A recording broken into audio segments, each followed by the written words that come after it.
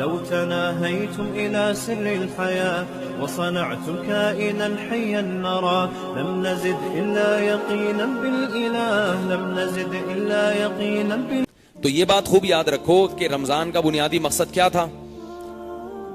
تقوی. اور تقوی کہتے ہیں حرام خواہشات سے بچنا، اللہ کے حکام کو پورا کرنا. تو ہم میں سے ہر شخص کی ذمہ داری ہے وہ یہ دیکھیے کہ رمضان میں میرے اندر کتنا تقوی پیدا ہوا ہے. بعض ایسے ہوتے ہیں خوش قسمت جو رمضان میں سارے گناہوں کو چھوڑ دیتے ہیں، بالکل یو ٹرن لے لیتے ہیں، جس طرف جا رہے تھے نا وہاں سے بالکل ہٹ جاتے ہیں.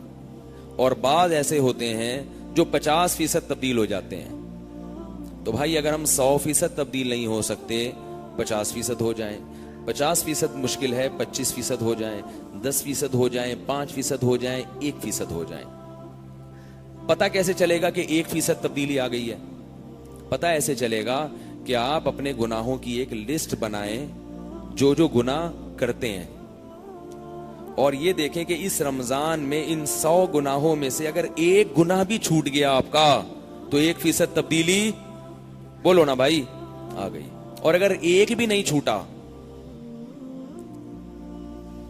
تو جیسے چلے تھے وہیں کے وہیں کے وہیں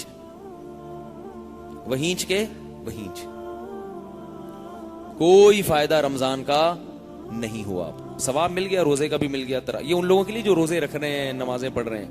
جو رکھ ہی نہیں رہے ان سے تو میں بحث ہی نہیں کر رہا ابھی، کیونکہ وہ تو تقوی چاہتے ہی نہیں ہے. تقوی چاہتے تو روزہ تو رکھتے کم از کم. جو روزے دار ہیں ان کی زندگی سے اگر ایک گناہ بھی چھوٹ گیا تو رمضان کا بہت بڑا مقصد حاصل ہو گیا. اگر آپ بد نظری کے عادی ہو، شراب کے عادی ہو، اللہ نہ کرے زنا کے عادی ہو، ماں باپ کی نافرمانی کے عادی ہو، نماز قضا کرنے کے عادی ہو، ایک گناہ تو کم از کم چھوڑ دو بھائی. داڑھی کاٹنے کے عادی ہو، ایک گناہ تو چھوڑ دو کہ شراب سے توبہ کروں گا میں اس رمضان میں، زنا سے توبہ کروں گا میں اس رمضان میں، بد نظری سے توبہ کروں گا میں اس رمضان میں، والدین کی نافرمانی سے توبہ کروں گا اس رمضان میں. کچھ نہیں ہوتا، 5 وقت نماز کی پابندی اب سے شروع کر دوں گا میں. ایک گناہ تو چھوڑے کم از کم. ہمارے ہاں پورا رمضان گزر جاتا ہے، کوئی ایک گناہ بھی ہماری زندگی سے نہیں نکلتا، پھر تو کوئی فائدہ نہیں ہے بھائی. تو اللہ تو کہہ رہے ہیں کہ میں تم سے روزے رکھوا رہا ہوں تاکہ تمہارے اندر نفس کے خلاف طاقت پیدا ہو، اور آپ کے اندر وہ طاقت پیدا ہو ہی نہیں رہی. تو یہ پھر مزیدار بات نہیں ہوئی، یہ پھر رمضان کا مقصد حاصل نہیں ہوا. محمد صلی اللہ علیہ وسلم نے فرمایا بہت سے روزے دار ایسے ہیں جن کو روزے میں بھوک اور پیاس کے سوا کچھ بھی حاصل نہیں ہوتا، سوائے بس کو کولیسٹرول کم ہو جاتا ہے ان کا تھوڑا سا، باقی ویسے کے ویسے ہی. اور بہت سے رات کی عبادت کرنے والے، نمازیں پڑھنے والے ایسے ہیں جن کو رات میں نیند خراب کرنے کے علاوہ کچھ بھی حاصل نہیں ہوتا. بس جاگ لیے، جاگنا سیکھ لیے اور کچھ بھی حاصل نہیں ہوتا. کون لوگ ہیں یہ؟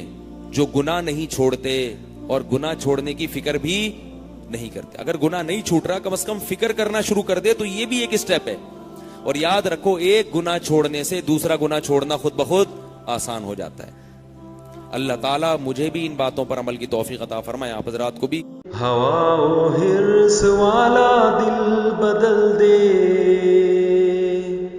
میرا غفلت میں ڈوبا دل بدل دے.